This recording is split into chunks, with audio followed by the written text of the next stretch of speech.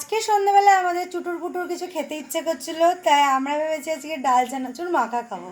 তাই প্রথমে ডাল চানাচুর নিয়ে ওর মধ্যে হালকা করে একটু লবণ দিয়ে নেবো, তারপর একটু বেশি করে পেঁয়াজ দেবো, কারণ আমাদের সবার পেঁয়াজ খেতে খুব বেশি ভালো লাগে। তাই প্রথমে পেঁয়াজটা দিয়ে দিলাম, তারপরে এর মধ্যে দেবো একটু লঙ্কা, একটু স্পাইসি স্পাইসি না হলে কি চাট খেতে কোনো ভালো লাগে। তারপরে আমরা দিয়ে দেবো এটাকে কী বলে জানো, লেবু।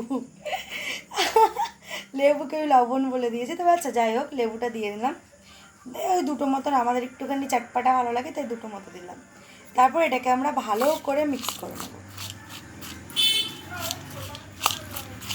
ভালো করে মিক্স করতে হবে এটা। এটা যত ভালো করে মিক্স করবে তত বেশি খেতে ভালো লাগছে।